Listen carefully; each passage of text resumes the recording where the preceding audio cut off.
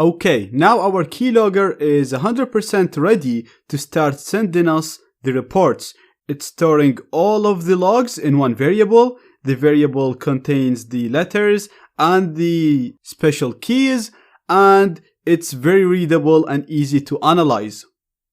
So, in this lecture, I want to program a method that will report whatever is being stored in the log variable. Now, the method of reporting is irrelevant. We covered how to send emails and we covered how to write stuff to disk.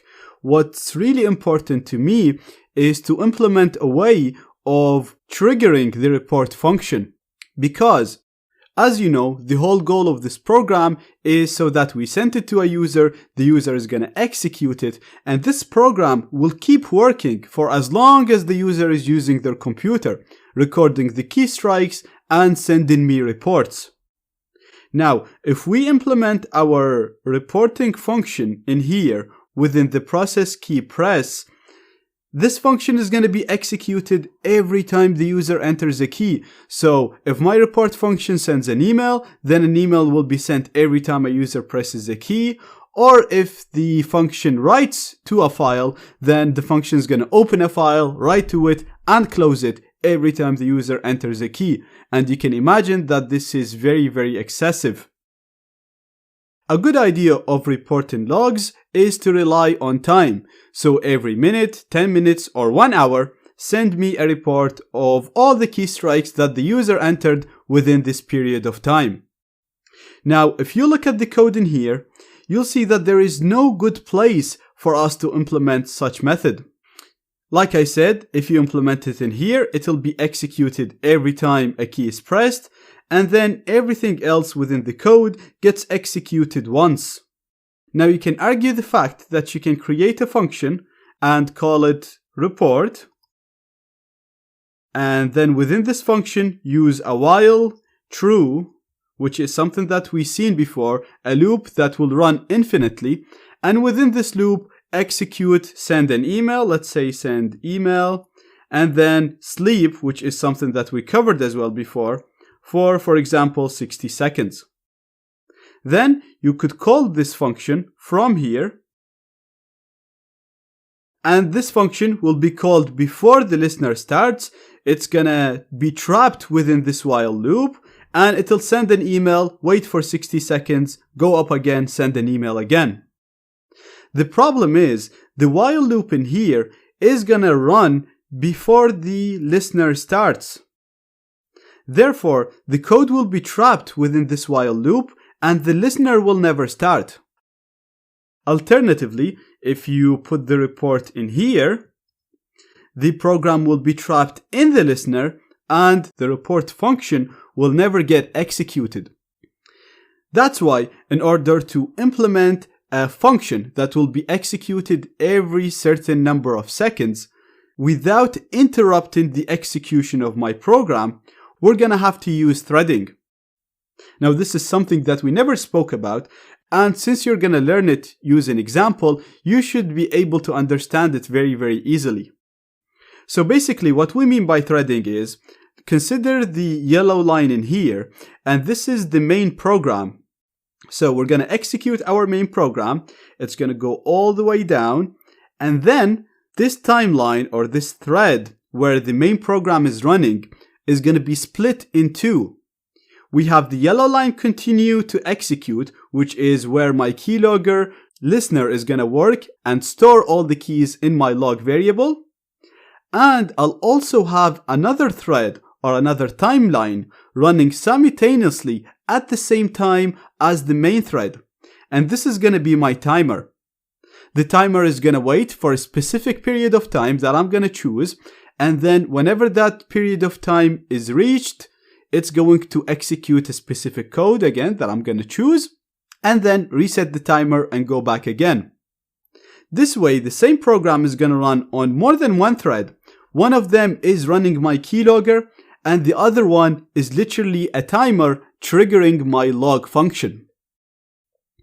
Let me implement this and you'll see how easy it is to understand and use. So, I'm gonna put my report in here, so I'm gonna call my report before we start the listener, but this is fine because the report is going to run on a separate thread like I showed you in the diagram. And I'm actually going to import a library called threading. And in my report function, I'm going to remove all of this. We're not even going to use a loop. The first thing that I'm going to do is I'm going to say global log. And I explained why we have to say this when we're using a global variable before. Then I'm going to print my log. So I'm going to print whatever I have so far. So this would actually be the line where you would report. So you could write to disk or send it to email. But for now, we're just going to print it on screen. Then once you actually send the log, you want to reset the log variable to an empty string because you've already logged this to a file or sent it to your email. So you want to start logging fresh with an empty string. So we're going to set log equals to an empty string. And then we're going to set our timer. So I'm going to create a variable called timer. And this is going to be equal to my threading. So this is the threading module that we just imported. And we're going to use a class called timer in this module. And first of all, we're going to have to set an interval. So a number of seconds for this timer. And in this example, let's set it to 5 seconds, which is very short, but it'll be easy for us when we're testing.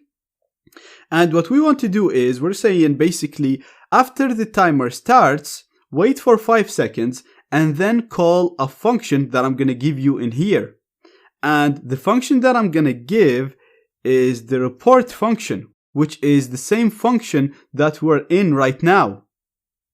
And finally, we're going to say I want to start my timer. So we're doing timer.start and we are done. So let's have a quick look on what this function is doing. First of all, if you look at let's minimize this. And if you look at the main program in here, first of all, we're creating our keyboard listener. Then, before we even start the listener, we are calling our report. The report is going to print the log, which is empty. Then it's going to set it to nothing, which is fine. And then we're creating a timer, which will run on a separate thread. So this timer right here, you can think of the program is here. And once we create the timer is going to run here on the blue line. And then the program will continue execution on the yellow line. So we're setting a timer, and what we're saying basically, once we do timer.start, I want you to wait for 5 seconds and then call the report again. Now across these 5 seconds, the user is going to be using their keyboard, typing stuff on the keyboard, and that stuff is going to be logged in the log. After 5 seconds, the timer, which is running on a separate thread, will call the report function again, which is the same function that we're in. Again, we're going to print the log, set it to nothing, and do the same, which is basically going to say wait for 5 seconds and run the report again. And because this is running on a separate thread, it will not block or interrupt the execution of my main program. We will have the timer executing my report function and my listener working at the same time without blocking each other. Now you can see that in my function, in the report function, we are calling the report. So basically we're calling the report function from itself. And this is an example of a recursive function in programming. So any function that calls itself is called a recursive function. Now let's go and see this in practice. So I'm going to clear my screen. I'm going to run my program. And I'm going to start writing stuff in here. And you'll see that every 5 seconds, the log will print a new fresh data. So it won't be appending the same data like it was doing before. So let's see. So I'm going to say this is a test. Oh, I have a problem because I didn't remove the print statement in here. That's why we were seeing stuff printed straight away. So now we're good. Let's go clear the screen and run it again. And let's type stuff. So let's say this is a test. You'll see this is a test being printed. But then, after that, nothing's going to be printed because this has been logged, either saved to a file or sent to an email, and then the log variable is set to nothing again. So now if we go and type stuff again, so let's say this is another test. Again, you can see this is another test being logged in the log variable and then reset. So basically now, at this line in here, when we're printing, you can implement the log function, whether you wanted to send the stuff to an email or to store it on file. Now keep in mind I'm using 5 seconds, which is a very short period of time. So in a real life scenario, you want to set this to at least 5 minutes so that a good bit of data has been collected and sent. So that's it for this lecture. We actually covered 2 new things. We covered recursion and we covered threading.